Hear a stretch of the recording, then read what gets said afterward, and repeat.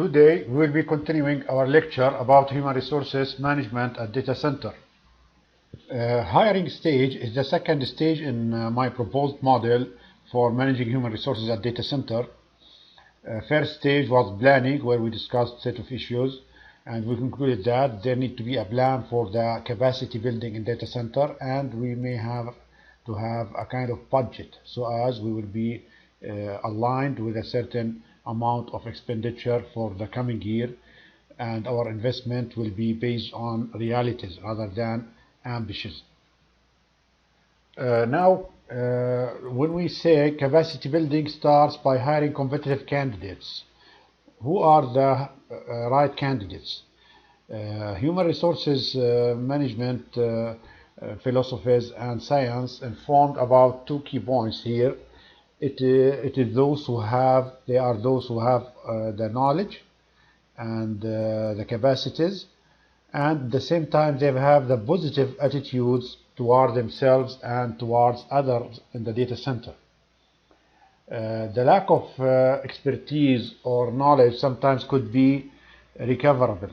You can introduce some training, you can let the guy go with the others and have the training and get the knowledge to do the right job in the right time, the right performance. But the positive attitudes, it's sometimes more harder to change. It cannot be learned or actually transferred to the candidate. It's not impossible, of course, but it's more hard. So when you are looking, don't always judge based on the knowledge. Get the knowledge, the best knowledge that you can have, and find the right candidate in terms of manners and attitudes. Secondly, the process of hiring itself. As we mentioned that most IT people are knowledge workers, as Peter Drucker mentioned this in earlier writings during 70s of the past century, and they are actually scarce resources, so we cannot easily find them sometimes, and they are mobile at the same time.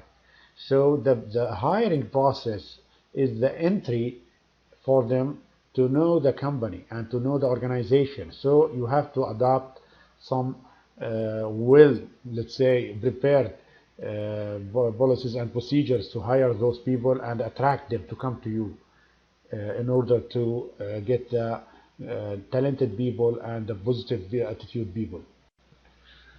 Usually we will be having some resumes ready for the hiring process, and it's advisable that IT management should be taking care of searching candidates and keep them ready, so as not to be surprised by that we need to have to fill certain position and we are in short of resources, human resources, of course. Talented human resources are very picky, and they are just looking for some details in the process which reflect the level of professionalism and the care that they expect from the organization toward them. So we expect to have a distinguished processing techniques and interviews like background investigation about the candidate himself, how he's actually conducting in his previous jobs, verifying his credentials in terms of certifications or academic qualification. We should be having a smart process just to do all this in transparent and in a time fashion.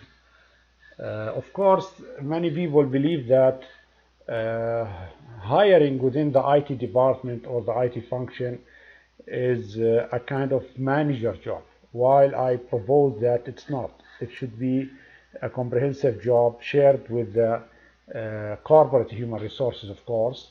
It should not be isolated or segregated from the corporate hiring and let's say human resources management systems.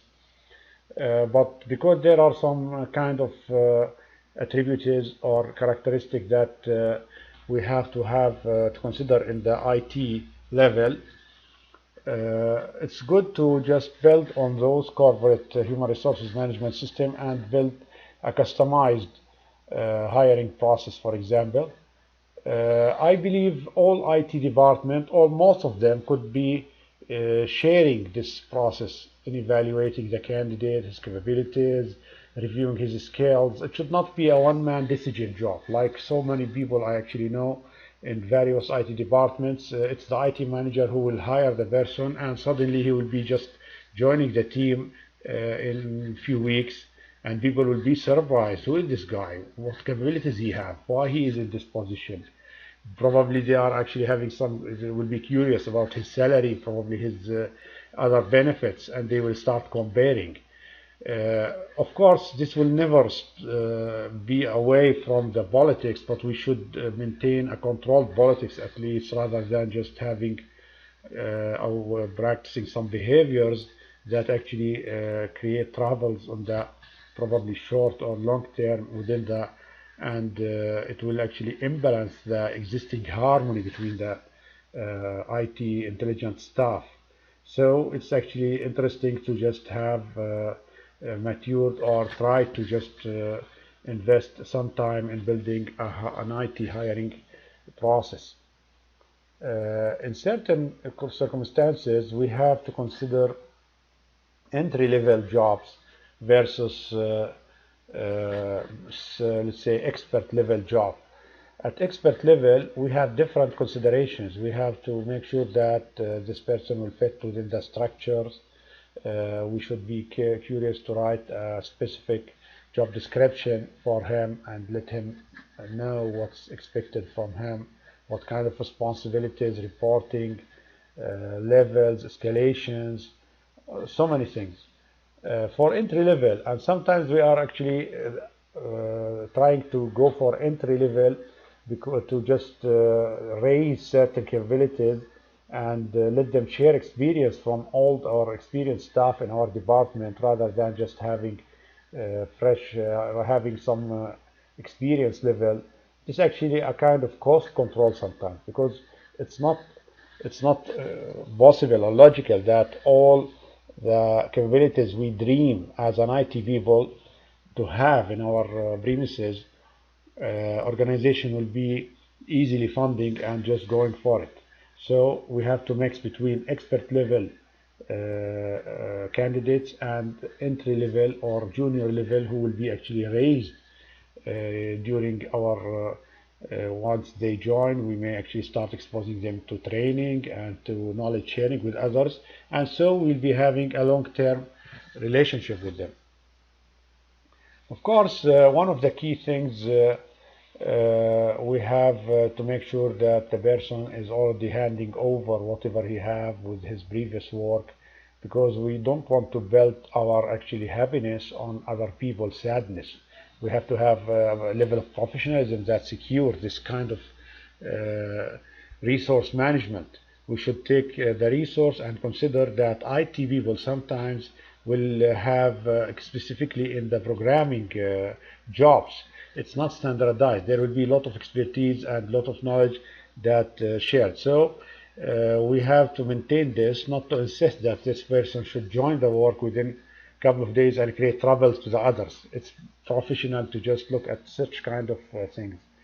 The background check, we discussed this point that we have to just make some phone calls with his previous employers and investigate if he is actually with a good conduct. Probably HR people are so good in this kind of, maybe you can get testimonials or a certificate of achievements. We can look at his profile. The last thing, we have to consider signing a non-disclosure agreement. We should not actually allow the person to get into our department, start having responsibilities without clearing this point to him that he is responsible in terms of the action and in terms of his domain of authority within the department, what he is responsible to do, what he is responsible to know or to disclose, because of the kind of the job, the nature of the job, the IT department itself. Actually, you cannot lock everything in a cupboard or in some safe. You have to consider that this person naturally will be exposed to see and handle certain data which could be classified as sensitive. So these are in general the key points. Now we decided to hire this person, and we have all the contractual papers ready. Now he is joining our firm or our premises, and he's part of our team right now. So the best practices is advising that we have to have an orientation period.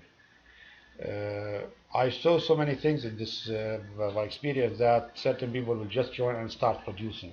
Could be happening, and sometimes we cannot avoid it because of the let's say limited time in frame we have for the person to come in production, and sometimes we hire a skilled person to do certain specific job probably for a short period of time, so there will be no orientation period. It's not clear where we can start an orientation period, but in the normal cases we have to introduce the person to the business and to the environment that we have gradually, and let him start knowing what's going on, even if he's an expert, because sometimes certain mistakes will actually have disastrous impacts, because he used to do this kind of task in a certain place in his previous experience or previous workplace differently.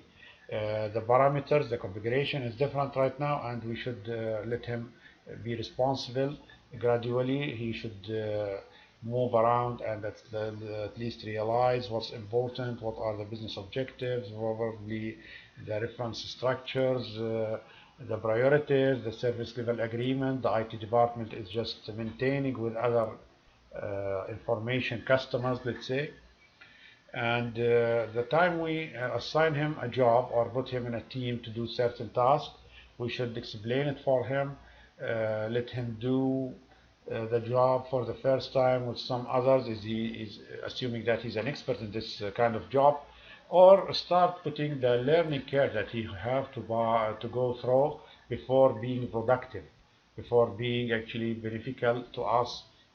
All this actually to just reduce the risk, to maintain a control on the hiring process, and to just not to impact the business. For example, we cannot actually hire one person to substitute a person on vacation.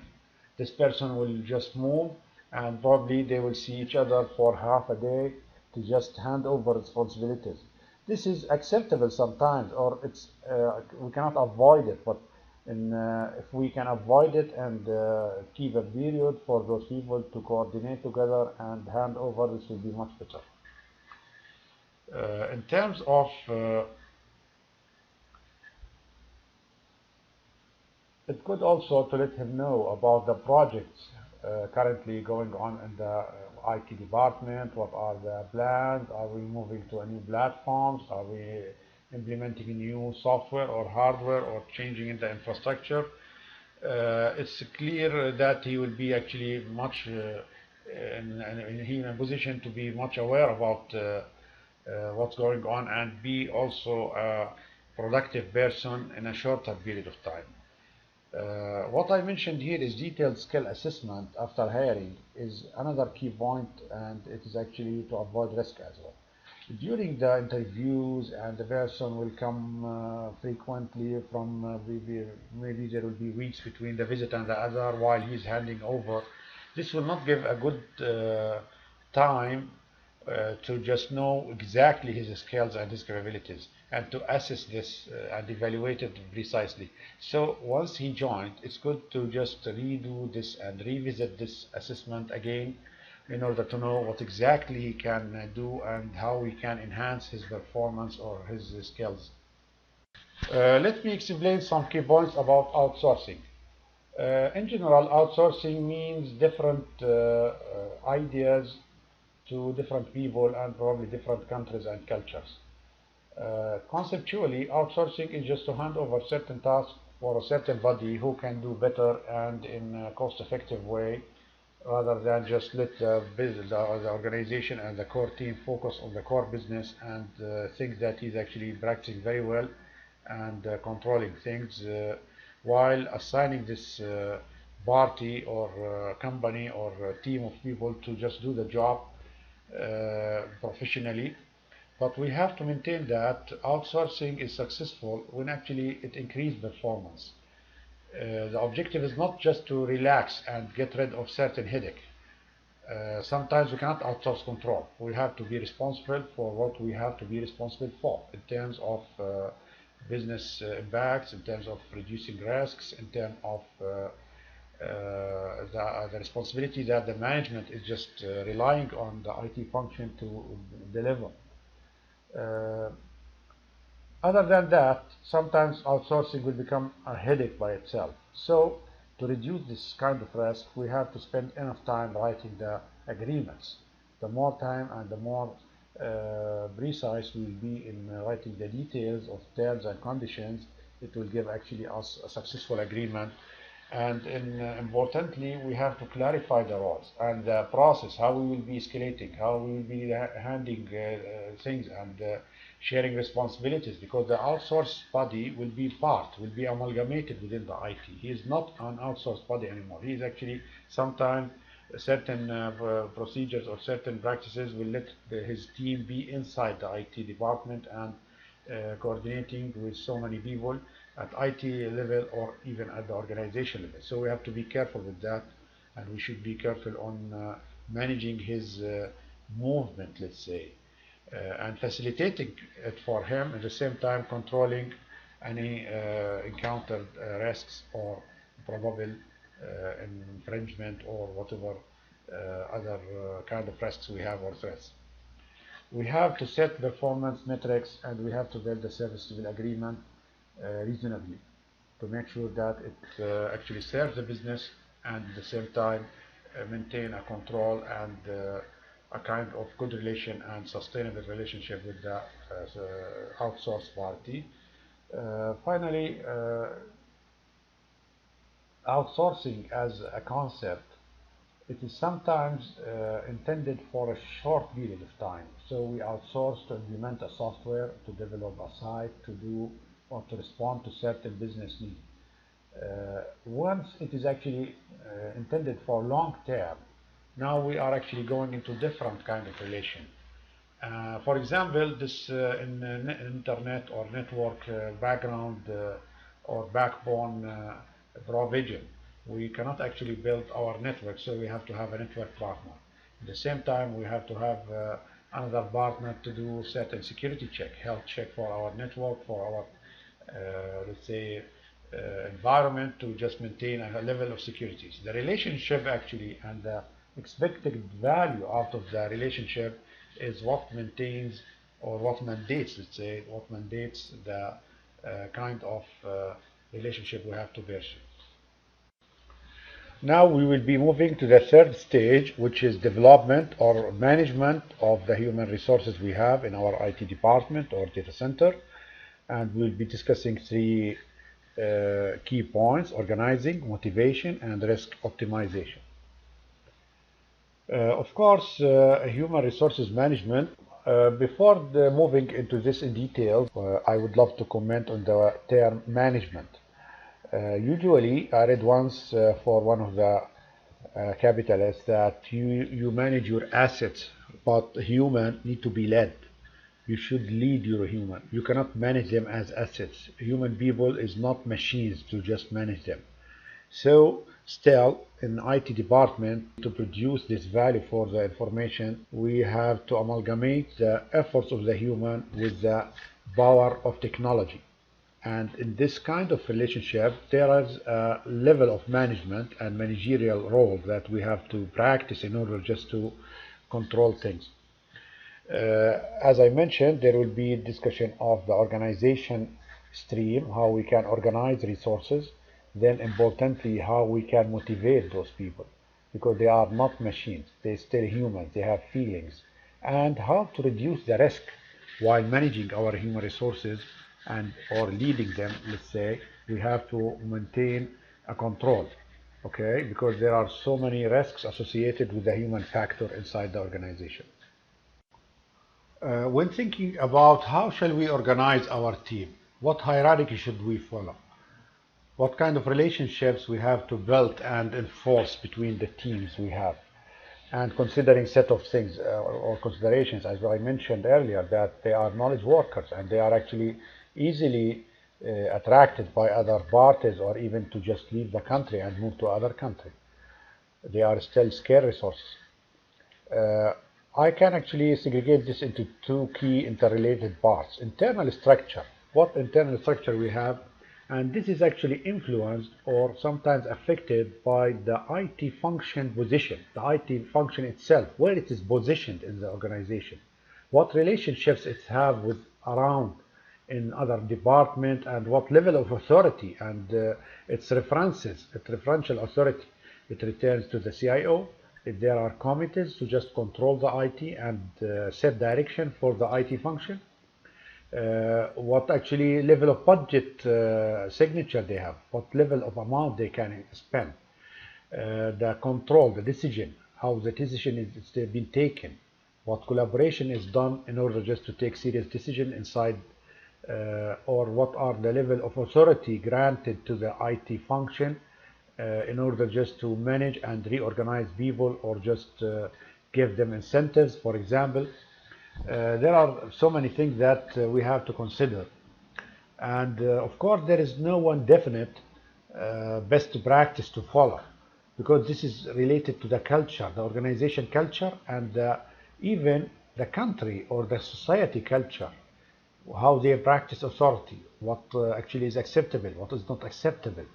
Okay, motivating people or just controlling people in, for example, Japan is different from how we just manage them in other country, in Egypt, for example, or in Spain or in USA. We have to take this into consideration. Usually, people are actually trying, yeah, by nature, IT people is just ambitious to work independently and to just work without direct control. At the same time, we have to maintain some order. So we have to mix between what I actually named here the teamwork approach and the hierarchical approach, which actually some of the thinkers, for example, Akov, discussed the issue of not to lose the hierarchical structure, which actually the command and control, the conventional command and control way of doing things. Sometimes the nature of the organization mandate this kind of relationships.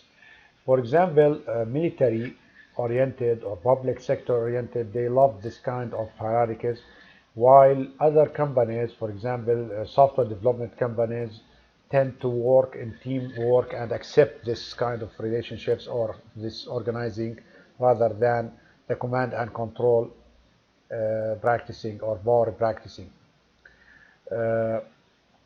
The main aim is just to make sure that we are utilizing our resources, we are giving everybody a chance to contribute, a chance to build his career path, a chance to gain success as well, build success story for every level. Not necessarily the IT managers will always, or some team leaders will be always the heroes, while others feel that they are just followers. Why not to let them also have their chance and just do this kind of, let's say, success and enjoy it really.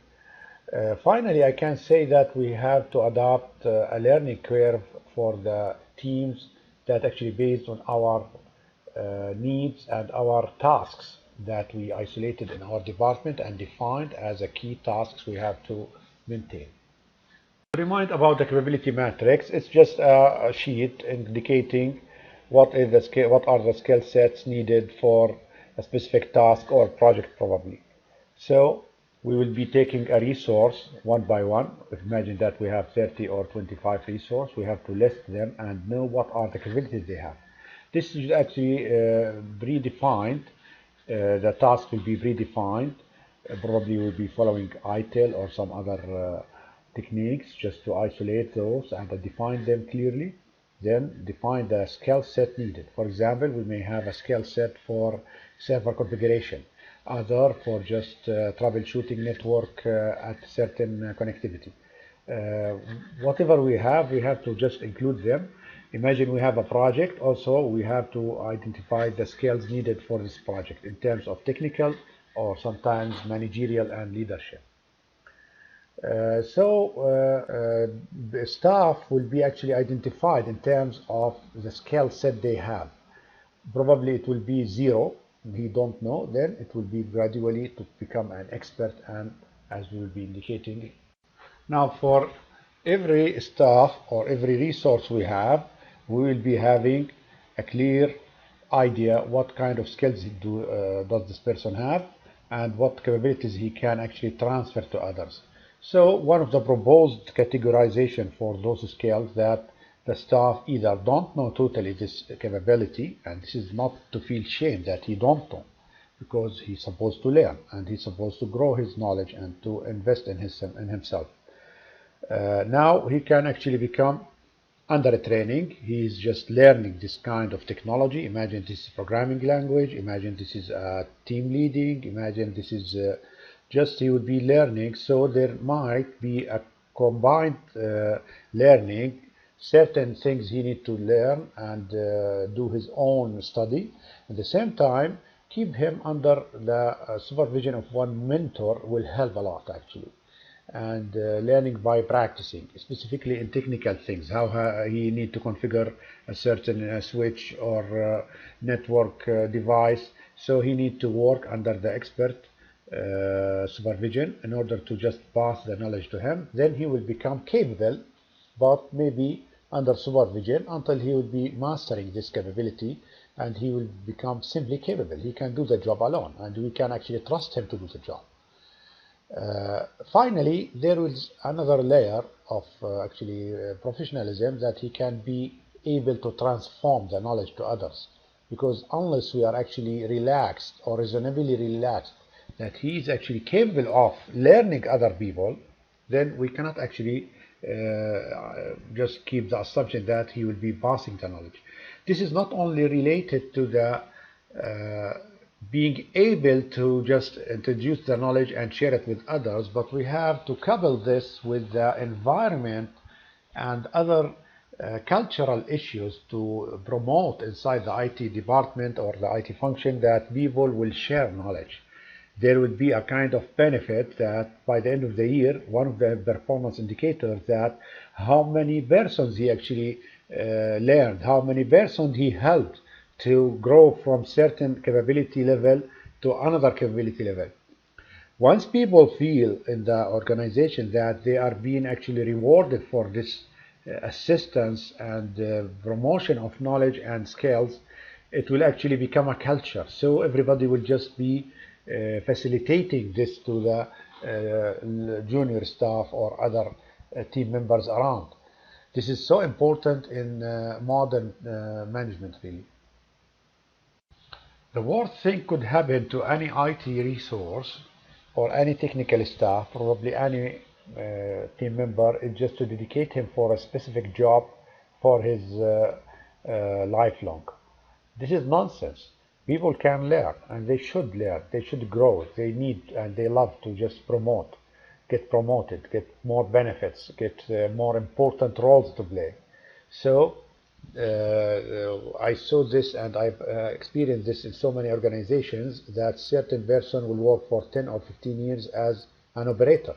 He's never actually exposed to other kind of skills, for example, programming or web development or cloud management. Okay, this is frustrating. So development is so essential as a motivator, and it will increase the overall performance of the team members. It is also important to mention that capabilities that we are targeting here, it's not always technical capabilities. There are team leading, negotiation, communication skills, proposal writing, candidate or let's say workers evaluation for hiring. This is important skill that we have to learn people how to just practice this day after day. They will just be in a position to judge. One of the important things to just discuss here is the capability of team building. Most jobs and tasks inside the IT center usually could be organized through teams. We assign a team to do certain tasks, and this team building can have lots of discussions, and there are methodologies how we can grow from just forming the team through stages of performance until they reach to the excellence level where they can deliver and do the expected job. It's not our discussion here how we can go for team building, but I advise that you just have a look at the various methodologies for team building. By this, we reach to the end of the second episode, and I welcome you to watch the third and the last episode.